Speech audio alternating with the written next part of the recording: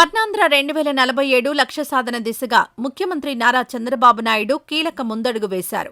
రాష్ట్రంలోని 26 జిల్లాలు, 175 నియోజకవర్గ కేంద్రాల్లో విజన్ యాక్షన్ ప్లాన్ యూనిట్ కార్యాలయాలను సోమవారం సచివాలయం నుంచి వర్చువల్గా ప్రారంభించారు.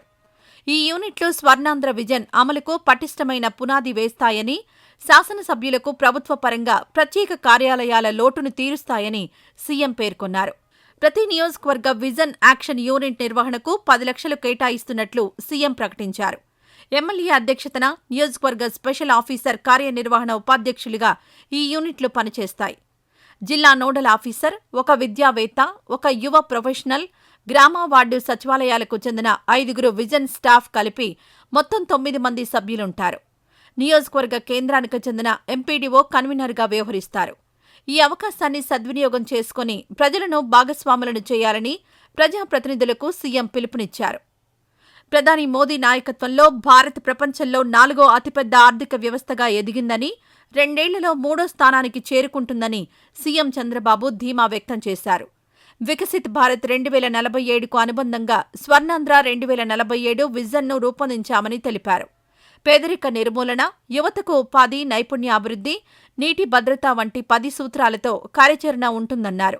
ప్రపంచంలో అత్యధిక తలసరి ఆదాయం గల భారతీయుల్లో 30% తెలుగువారేనని, ఈ ప్రగతిని కొనసాగించాలన్నారు.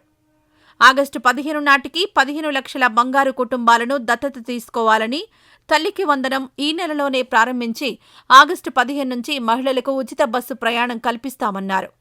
దీపం పథకం లబ్ధిదారులకు నేరుగా నగదు జమ చేస్తామన్నారు. పోలవరం 2027 నాటికి, అమరావతి 2028కి, భోగాపురం విమానాశ్రయం 2026 నాటికి పూర్తి చేస్తామని హామీ ఇచ్చారు. విశాఖ, విజయవాడల్లో మెట్రో రైళ్లు, విశాఖ రైల్వే జోన్, పోర్టులు, ఫిషింగ్ హార్బర్ల నిర్మాణాలు వేగవంతం చేస్తామన్నారు. ఆర్థిక ఇబ్బందులున్నా కేంద్ర సహకారంతో అభివృద్ధి, సంక్షేమాన్ని సమర్థవంతంగా అమలు చేస్తామని భరోసా ఇచ్చారు.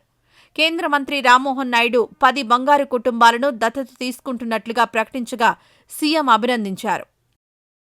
ఈ వీడియో నచ్చితే లైక్ చేయండి. అలాగే మా ఛానల్ని ఫస్ట్ టైం కనుక చూస్తున్నట్టయితే ఇప్పుడే సబ్స్క్రైబ్ చేసుకుని పక్కనే ఉన్న గంట సింబల్ని యాక్టివేట్ చేసుకోండి. అప్పుడే మేము పెట్టే ప్రతి వీడియో మీకు నోటిఫికేషన్గా వస్తుంది. అలాగే ఈ వీడియో పూర్తిగా చూసినందుకు ధన్యవాదాలు.